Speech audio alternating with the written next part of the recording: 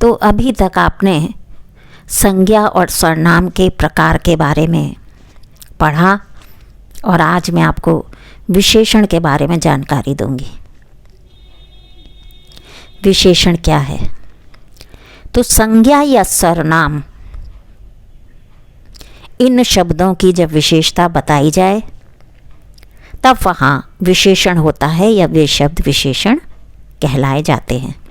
जैसे राधा सुंदर वस्त्र पहनती है। यहाँ जो राधा वस्त्र पहने हैं वो कैसे वस्त्र हैं? वो वस्त्र हैं सुंदर।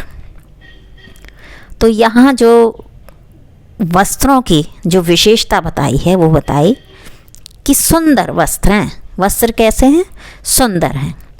तो यहाँ जो सुंदर शब्द है वो विशेषण हुआ। एक प्रश्न आता है कि विशेषण और विशेष्य में, विशेषण और विशेष्य में क्या अंतर है? तो विशेषण आपने जाना कि जब जहाँ संज्ञा और सर्वनाम की विशेषता बताई जाती है उसे हम विशेषण कहते हैं, और विशेष्य जिसकी विशेषता बताई जाए वहाँ विशेष्य होता है। जैसे एक उदाहरण है कि आकाश नीला है। आकाश नीला है। यहाँ नीला कौन है? नीला है आकाश। तो विशेषता किसकी बताई जा रही है? विशेषता बताई जा रही है वो है आकाश की।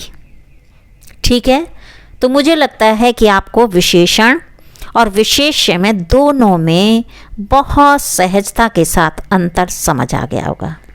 अब है कि विशेषण के प्रकार कितने हैं? Kinds of adjective. विशेषण के 4 भेद हैं।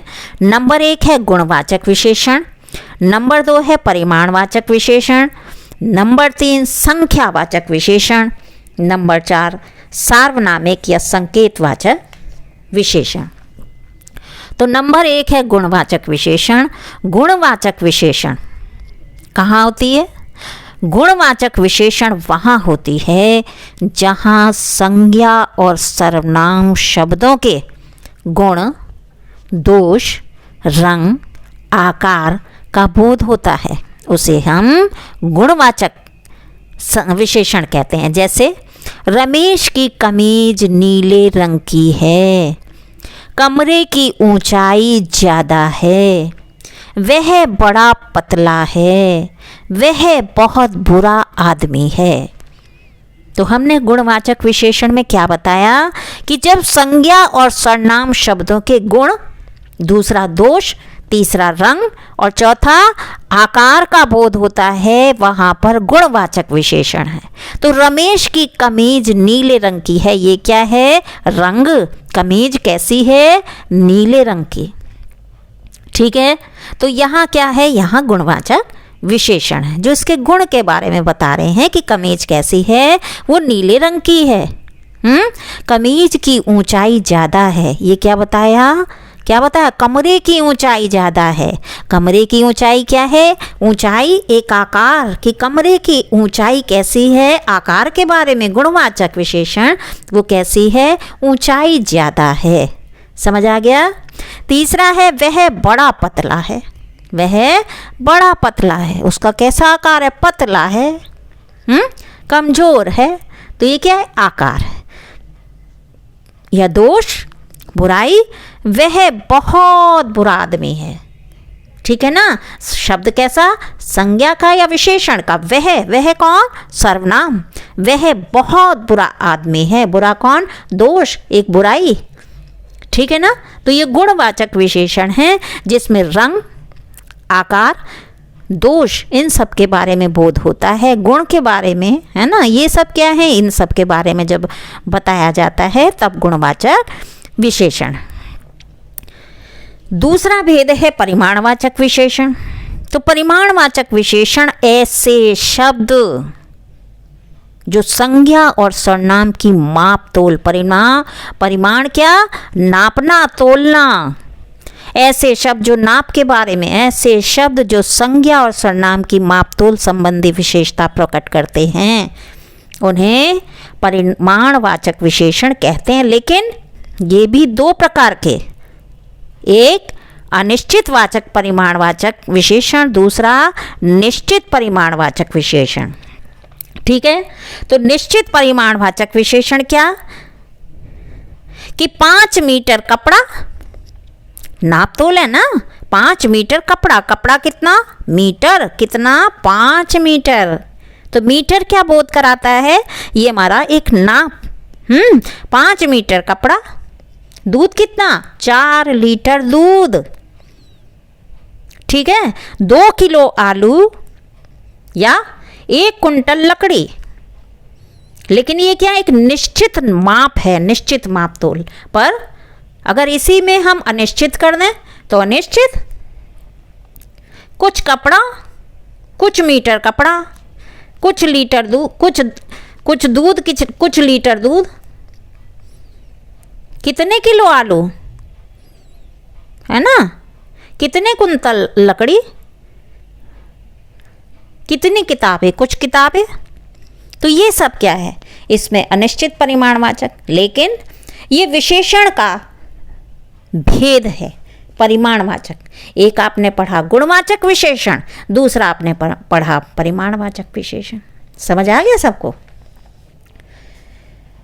तीसरा भेद आता है संख्यावाचक विशेषण। ऐसे संज्ञा सर्वनाम शब्द जिनकी जब संख्या बताई जाती है उन्हें संख्यावाचक विशेषण कहते हैं, है ना। तो इसमें भी निश्चित अनिश्चित है, जैसे उसमें परिमाण में, नाप तोल में, वैसे ही इसमें बहुत आसान। जैसे 20 छात्र आए हैं, 20 छात्र आए, कितने छात्र आए, 20, ये संख्या बता रहे हैं। ये 5 आम है, आम कितने, 5, तो निश्चित संख्या है ना। कक्षा में 40 छात्र हैं, कक्षा में कितने छात्र हैं, 40। तो ये सब संख्या क्या है, निश्चित है और संख्यावाचक विशेषण हुए। ठीक है, लेकिन कुछ छात्र आए हैं, कुछ आम है, कक्षा में कुछ छात्र हैं, ये क्या, ये सब अनिश्चित हैं। तो ये अनिश्चित संख्यावाचक विशेषण। तो ये तीसरा आपका भेद था, संख्यावाचक विशेषण। अंत में कौन सा विशेषण, एक है सार्वनामिक, या जिसे हम संकेतवाचक विशेषण भी कहते हैं।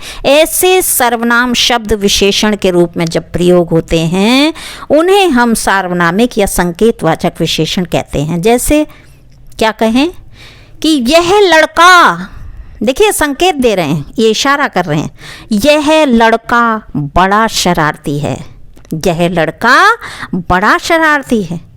वह मकान बहुत बड़ा है, संकेत हुआ ना, वह मकान बहुत बड़ा है।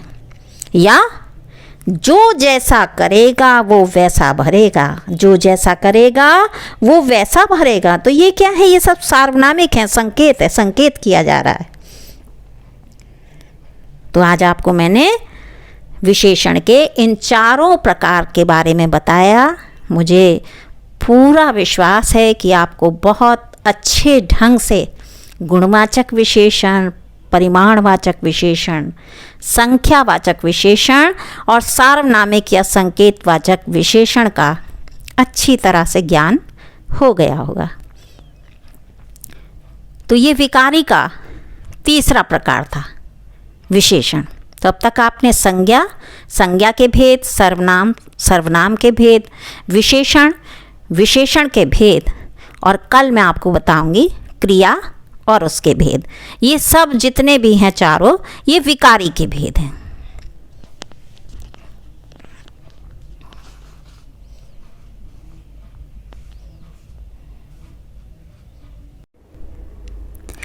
आप सभी को यदि मेरा ये चैनल पसंद आ रहा है तो ज़्यादा से ज़्यादा लाइक कीजिए, कमेंट कीजिए और सब्सक्राइब भी कीजिए।